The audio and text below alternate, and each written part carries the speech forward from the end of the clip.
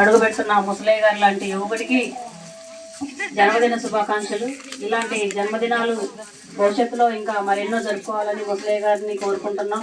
ముసలయ్య గారు ఆరోగ్యంగా ఉండాలని మేము ప్రగాఢంగా మనందరం కోరుకోవాలి. ఎందుకంటే ముసలయ్య గారు లాంటి అసలు మనం చూస్తున్నాం, మన ఇళ్ళల్లో కూడా పెద్దోళ్ళు ఉన్నారు, మనం కూడా పని చేసుకుంటున్నాం, మనం కూడా సమాజంలో ఉన్నాం.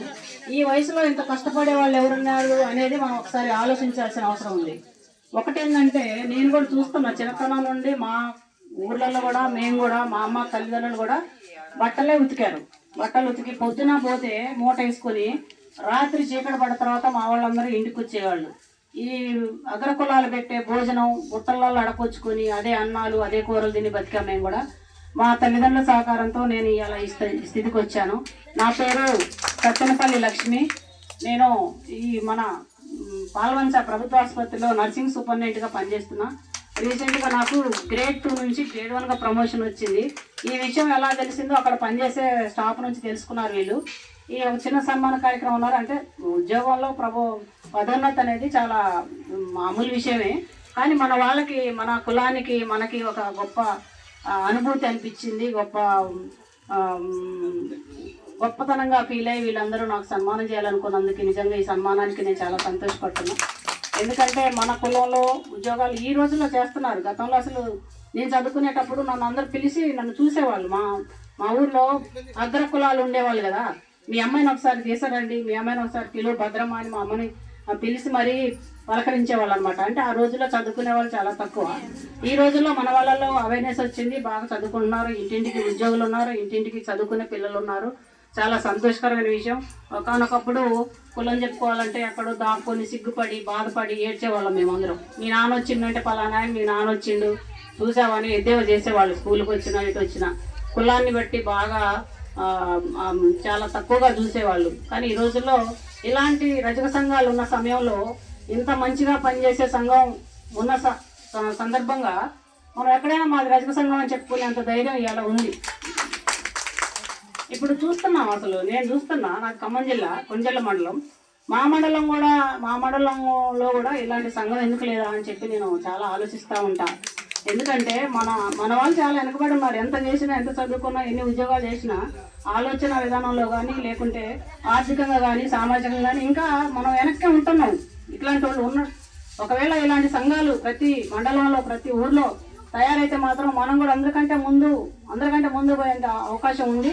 కాబట్టి ఇదే అవేర్నెస్ని, ఇదే సంఘాన్ని మన సంఘంగా ఇంకా మిగతా ఊర్లలో కానీ మిగతా పట్టణాల్లో మండలాలలో మిగతా జిల్లాల్లో కూడా మీరు సమన్వయం చేసుకుంటూ మొత్తం స్టేట్లో కానీ అంతటా మనం విస్తరించాలని ఈ మండల కమిటీ జిల్లా కమిటీలోనే ఎంతమంది వచ్చారంటే చాలా గొప్పతనం. ఇది మన వాళ్ళు చేస్తున్న, మన సంఘం చేస్తున్న కృషికి ఫలితం అనమాట.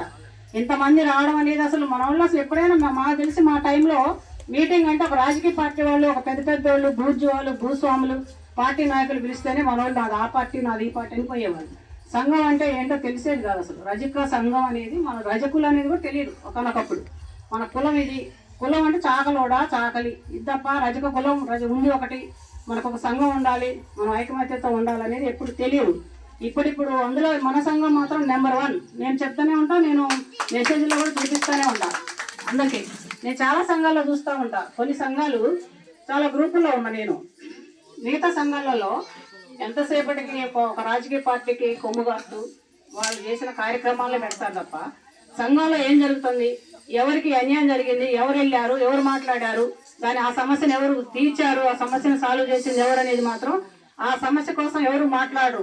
ఈ పలానా రాజకీయ నాయకుడు ఇది చేశాడు, ఒక పుష్పవతి అయితే పోయి అభినందించాడు, ఆశీర్వదించాడు, లేకుంటే ఒక పెళ్లికి పోయాడు, సాగుకు పోయాడు అని తప్ప ఒక కష్టాన్ని పోయాడు, ఒక బాధను తీర్చడానికి పోయాడు అని చెప్పి ఏ సంఘం పెట్టం కూడా నేను చూడలేదు. అట్లా ఆ విధంగా నేను చాలా సంఘాలలో కూడా నేను పెడతా ఉంటాను. ఈ కార్యక్రమాలని వేరే సంఘాల్లో పెడతా ఉంటా. వాళ్ళ కోపాలు వస్తూ ఉండొచ్చు, ఎవరు ఏంటో పెడుతుందని. కానీ అయినా నన్ను చాలా సంఘాల్లో యాడ్ చేసుకున్నారు. చాలా సంఘాల్లో మనం చేసే కార్యక్రమాలు నేను పెడుతూనే ఉంటా. మనం చిట్యాల ఐలమ్మ, చాకల ఐలమ్మ వారసులం. ఆనాడు చాకల ఐలమ్మ చేసిన పోరాటం ఆనాడు ఆమె చేసింది కాబట్టి ఇవాళ మనకి పేరుంది.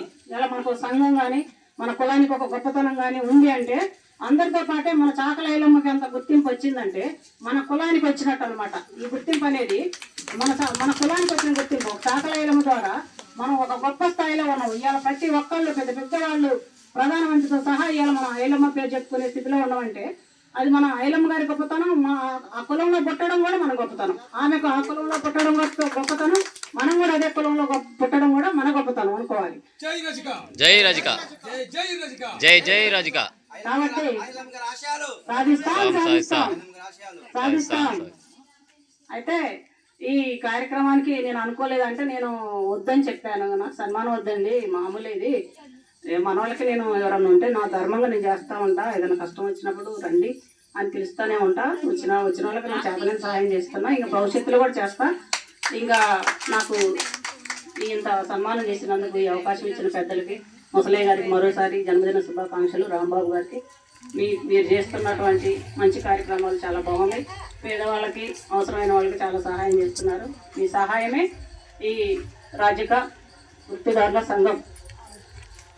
జై రజక వృత్తిదారుల సంఘం వర్ధిల్లాలి. ముసలయ్య గారు ఒక 2 నిమిషాలు అక్కగారి గురించి మాట్లాడతారు. ఆ తర్వాత నాగయ్య గారు కొత్తగూడెం పట్టణ కమిటీ స్పీక్ తీసుకొచ్చారు లక్ష్మి గారికి. పాల్వంచ కమిటీ వాళ్ళు ఒకసారి సేవా కార్యక్రమం అయితే ముసలయ్య గారు మాట్లాడారు. కూర్చోండి.